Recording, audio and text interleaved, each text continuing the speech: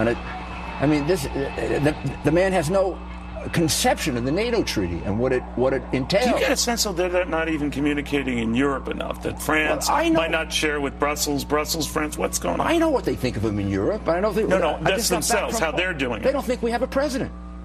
In Poland, they don't think we have a president. In Poland, they don't think we have a president. Russ, on the line with us right now, Amanda Kohut. She claims she wants to go on record with something right now. Amanda, you there with us? Oh, Amanda, are you there? Well, while we wait for Amanda... Wait. Okay, I see the line moving, but I don't hear her. You don't have to talk it through, Gene. Let me talk while you do that. Okay. So, I remember once in the day, maybe Amanda could comment this when she gets on the air, that she was all for closing Guantanamo Bay down. I wonder if she still... I have no idea what she's coming on the air to say, by the way. But I can go down my list of Amanda Kohut, insano statements, including closing Guantanamo Bay. So let's see if that's one of the things. Okay, I just want to see. Amanda, you there with us now? I'm here, but I can't hear a thing Russ just said. Do you hear her, Russ? Because I see the line bounce. Amanda, we can call you right back. Give me 1 second. There you go, folks. Live radio at its finest once again. I'm going to get Amanda on the line with us, see if we can get her on air. Yeah, the line's ringing. There you go. She's dodging Gene's call. She's not dodging my call. She's there now. Amanda, it was my fault the whole time. How you doing? How you guys doing? All right, go ahead. You want to get on record with something? Yes, my fellow Americans, it is with a heavy heart today that I say that in November I will be voting for Donald J. Trump. Wow, that's a big one right there. Wait, you have to explain this. Well, let me just preface by saying that to my fellow rhinos, it is not unreasonable to question someone who just a few months ago aligned himself with Hillary Clinton. It's not unreasonable to question someone who supports single-payer health care. It's not unreasonable to question someone who has rhetoric that borders on violence.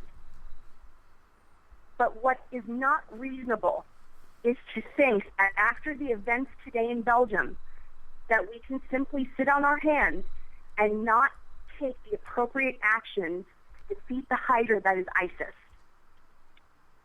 We must have escalated military intervention. We must have special operations in our intelligence divisions to go in there and defeat these guys.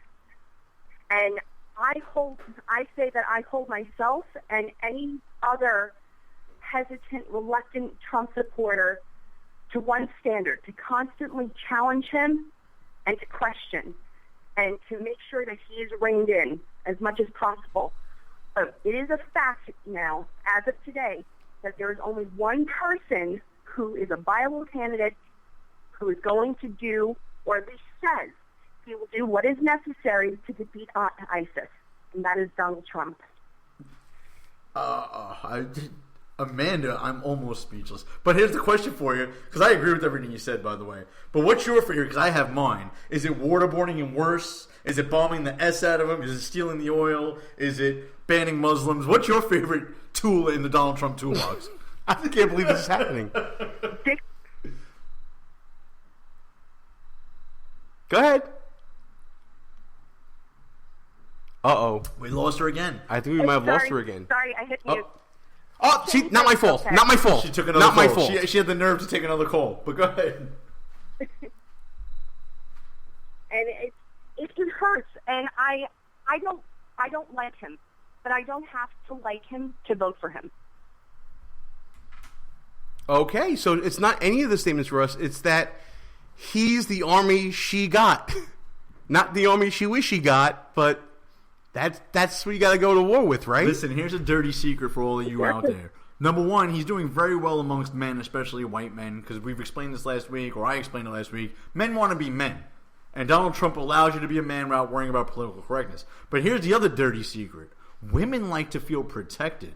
And when you got an old grandmother and a communist running around talking about, we really shouldn't be profiling Muslims, blah, blah, blah. And every time you turn on the news, there's people running around with no legs on and nails stuck in their back. Guess what? Those women are going to come around too. And Ted Cruz is pretty tough, but nobody's tougher than the Donald. Actually, I'm going to challenge Amanda's assertion right now that Donald Trump is the only one tough enough to take on ISIS. Amanda, listen on your device, whatever you're listening to right now, to this clip from one of the debates when Wolf Blitzer asked Ted Cruz about how he would handle ISIS. Senator Cruz, you have said you would, quote, carpet bomb ISIS into oblivion, testing whether, quote, sand can glow in the dark. Does that mean leveling the ISIS capital of Raqqa in Syria, where there are hundreds of thousands of civilians?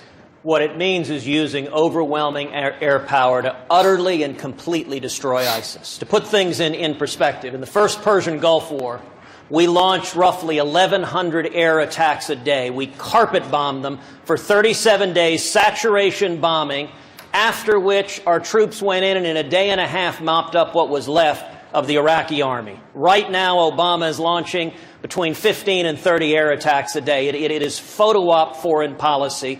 We need to use overwhelming air power. We need to be arming the Kurds. We need to be fighting and killing ISIS where they are. Now, folks, if there was one candidate out there that was consistently strong on the war on terror, strong about calling out radical Islam, strong about being tough with our enemies, it's been Ted Cruz. And now all of a sudden, Amanda and Russ, the most unlikeliest of bedfellows, are telling you that Donald Trump is the man to protect us. I ask you, Amanda, if you're with us right now, and then you, Russ, why is Ted Cruz all of a sudden not tough enough? I never said that Ted Cruz wasn't tough enough. I said most viable. Ted Cruz is not as viable a candidate for November as Donald Trump is right now. That's a fact. Russ, and I think that do you agree? In the face of a threat like ISIS, we need to start unifying behind the eventual commander-in-chief who will be addressing this problem. I had a conversation with my little brother earlier today, and I think he summed it up the best when he said, it's unbelievable that Mexicans and Islamists are going to wind up getting a reality TV star elected as our next president. And when you think about that, it's kind of insane, but totally true. All right, well, this truly has turned into a momentous night. I want to thank Amanda Kohut for calling in and giving us this revelation into her life and her political views. Check her out on Twitter at Amanda Kohut. She's one of our regular contributors. She rocked it at CPAC with me. And we'll be talking to you down the road, Amanda. Thanks for calling in. Good to talk to you guys. All right. And by the way, folks, we are a little bit past halftime. I'm Gene Hees Rush. You're listening to Behind Enemy Lines Radio on whatever outlet you're listening to us on. I want to thank everybody for listening. And while we got you listening, check out www.BehindEnemyLinesRadio.us. You can check us out on the Facebooks and the Twitters at BEL_radio. And if you miss any part of this live broadcast here on Spreaker, you can check us out on any one of our rebroadcast outlets, including WNJC 1360 AM, Philadelphia's Renaissance Station, ICRN, the Internet's Conservative Radio Network, Red State Talk Radio, High Plains Talk Radio, and Sackheads Media, K98 Talk. If you miss us on any one of those outlets, you can check us out on demand here on Spreaker, on iTunes, Player FM, Podbay, TuneIn, Stitcher, iHeartRadio, and Google Play Music. And after that little bit of interlude, Russ, what's on your mind? Do I get a free bag of chips when any of those things? That you get the free bowl of soup when you get the haircut. Bowl of soup. All right. So, good job, Gene, as always. I appreciate that. It takes a lot to memorize all that stuff. Donald Trump has convinced a rhino like our friend Amanda Kohut that he's the man for the job. Not only that he's the man, he's the most, quote, viable candidate. Most viable when... Wasn't that a label we gave to Marco Rubio about 2 weeks ago? Wasn't all of these very same people saying that Donald Trump would get blown out by one Miss Hillary Clinton? You know what? It's amazing how your worldview changes when your worldview is blown up in your face. Literally. And by the way, when a vote for Hillary Clinton is not only a vote for the terrorists, let's just get that out of the way right now, it's a vote for the third Obama term. And what is President Obama doing today? He's in a communist stronghold led by a dictator that he deigns to call president. And he is nowhere near his Situation Room, as Rudy Giuliani has said, while an ally that we are bound by international law to defend has been blown up by terrorists. That is who you will be voting for in this November election. The contrast is stark when it comes to these issues. Let's just look at recent history. I mean, recent as in a few weeks. President Obama skipped out on the funerals of Justice Scalia and Nancy Reagan. He is in Cuba with the communist dictator of that country, Raul Castro, doing fake press conferences where Raul Castro was only going to answer one question and he was only going to answer two. They're watching a baseball game while one of our allies is attacked, and he gives a quick, 30-second answer about how... While wearing sunglasses and a button-down shirt without a suit on, sitting behind home plate. Yeah, not like an official statement, talking about, by us going to ball games and carrying out our lives, we're winning. Like, does anyone believe this madness? And watching Fox News today, I don't even think Juan Williams was able to defend him on that. I mean, I don't know what... some of our friends on the right are a little... nuts about what should he have done. Should he have dropped everything and flew back home? Nah, I wouldn't go that far.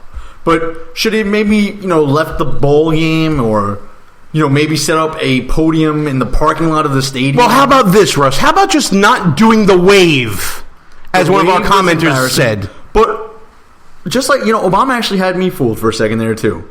I'm trying to defend him, and now that I really think about it, why are you in Cuba to begin with?